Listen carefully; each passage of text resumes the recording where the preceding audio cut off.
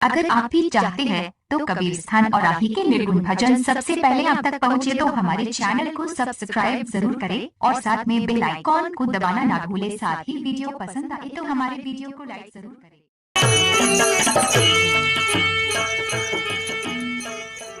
प्रेत बनता है तो जजमान को कैसे निकालेगा? और खास करके असली कल्याण का मार्ग है सत्संग। देखिए गोकर्ण धुनकारी जब मरा था, पिंड दिया गया, कल्याण नहीं हुआ।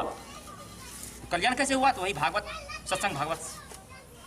तो जब ये असली दवाई सत्संग ही है तो क्यों ना उनके नाम पे 2 रोज के बदला 4 रोज, 4 रोज के बदला 5 रोज किया जाए। सतनाम मुझदेव स्वामी की। तो मानुष जन्म तो को दिया, करने को कुछ काम, कहे कबीर चेता नहीं, लागे और ही काम। ये मानव का जीवन मिला है। क्यों मिला है? किस लिए मिला है? कहाँ से आए हैं? फिर कहाँ जाना है? क्या करना है? क्या कर रहे हैं? ये विचार कौन करेगा? तो विचार हम लोग जरूर करें, क्योंकि सदगुरुदेव आते हैं, समझाते हैं, हम लोग को समझनी चाहिए। सत्संग में शंका को मिटानी चाहिए। सत्संग अगर कोई समझ में नहीं आता है तो पूछिए, बेहिचक पूछिए, साहब यहाँ पे क्या है, क्यों ऐसा बात है, क्या करनी चाहिए, नहीं करनी चाहिए।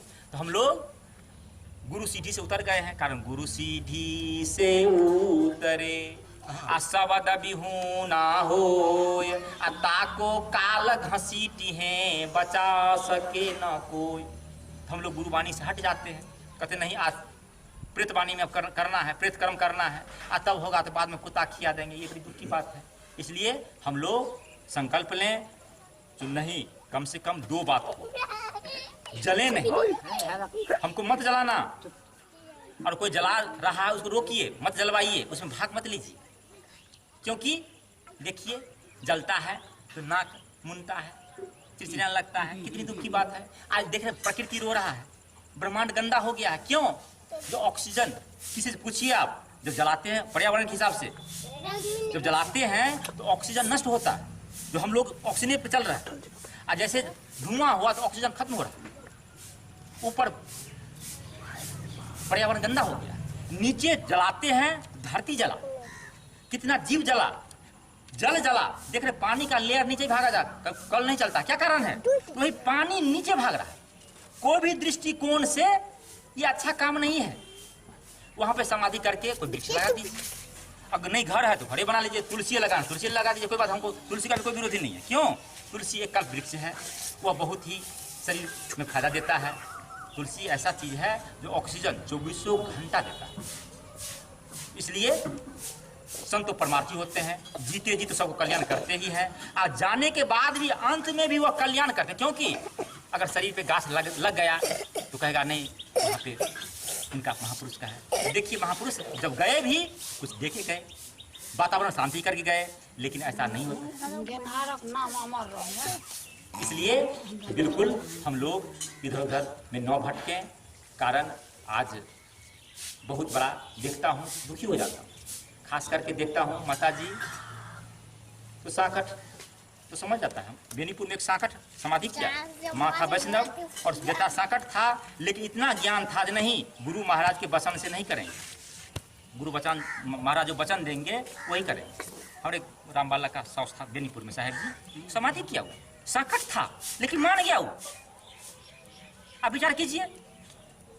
लेकिन यहाँ जो है मानने के लिए तैयार नहीं, और कोई करता है तो करने नहीं देता है। खास करके हम लोग जरूर इस बात पर विचार करें, क्योंकि आज देख रहे हैं प्रकृति रो रहा है, सबके सब दुखी हैं। लेकिन हम लोग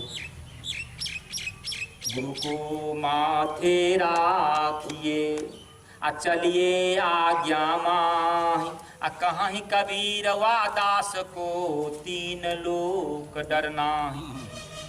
हम लोग गुरु को माथे रखने का मतलब ये हो गया, उनका शब्द को ध्यान रखना है, और शब्द को ध्यान में रख करके आगे चलना है। जब आप चलेंगे तो 3 लोग डरने की बात नहीं है। इन्हीं शब्दों के साथ मैं सबों के मंगल की कामना करता हूँ। सुखी कामना करता हूँ, निरोग की कामना करता हूँ। सब स्वस्थ रहें, सदगुरु की देव की झंडा को बढ़ाएं। कोई शंका हो जाए, कोई प्रश्न हो तो जरूर पूछिए। मैं साहब जी के पास आता हूँ, महरी दूरी नहीं है, रविवार को वहाँ पे सत्संग चलता है, रविवार को आप आइए। और क्या कहते हैं, जो कोई प्रश्न हो तो पूछिए। मैं भागने वाला तो हूँ नहीं, मैं भागने वाला नहीं हूँ। हर चीज का समाधान है सत्संग। कारण बिना सत्संग संसार में मिले न आत्म ज्ञान, भटकत इत उत जन्म भर विवश मोह अज्ञान। जब हम सत्संग नहीं करेंगे तो आत्मज्ञान नहीं मिलेगा। तो कौन सा सत्संग? ये है बाहरी सत्संग। एक होता पर्सनल सत्संग। पर्सनल सत्संग मतलब हो गया आप बैठिए ध्यान में, उस समय का ध्यान कीजिए जिस समय में कुछ नहीं था। उस समय में ध्यान कीजिए, नाम नहीं था आपका, नाम तो यहाँ पे माता पिता रख दिया है ना। गांव नहीं था, गांव तो यहाँ नकली गांव में, ये गांव ओराही है तो मारी है तो चातर है, ये नकल गांव है ना। ये एक समय था, ये गांव नहीं था और नहीं रहेगा। एक समय ऐसा आएगा नष्ट हो जाएगा। उस समय को ध्यान कीजिए जिसमें नाम नहीं था, न गांव था, न पूरब था, न पश्चिम था, न हिंदू था, न मुसलमान था, न राग था, न द्वेष था, न सूर्य था, न आकाश था। देखिए माता के गर्भ में कुछ है, एक परमात्मा है, सदगुरु है और आप हैं। लेकिन हम उस समय तो भजन कर रहे थे, ये दुनिया में आए तो दुनिया की चाल में हम फंस गए हैं। ऐसा फंस गए हैं जो सदगुरुदेव बताते हैं तो उनका बात दिमाग में आता ही नहीं है। संसार के बात कह दिया वो दिमाग में ठक घुस जाता है, वो तुरंत घुस जाता है। और कोई संत महात्मा अगर सच्चे संत महात्मा बताते हैं तो समझ में नहीं आता है। तो बहुत ऐसे गुरुदेव भी हैं जो जीव को भ्रम में डालते हैं। सदगुरु बताते हैं घर घर मंत्र देत फिरत हैं, महिमा के अभिमाना, गुरु सहित शिष्य बूढ़े, अंत काल पछताना, संतो देखत जगुरा। तो गुरु भी वो नरक में जाते हैं। माता पिता गुरु ये तीनों माया हैं। यहाँ पे आकर के हम लोग इस माया में फंस गए हैं। आखिर सत्य क्या है? तो सदगुरु। कारण गुरु पे कटाक्ष किए हैं। हरै द्रव्य शिष्य शोक न हरई, असो गुरु घोर नरक में पड़े। गुरु गुरु कही सब विश्व पुकारे, गुरु सोई जो भ्रम निवारे। गुरु वही हैं जो भ्रम से हटा करके जीव को निकालते।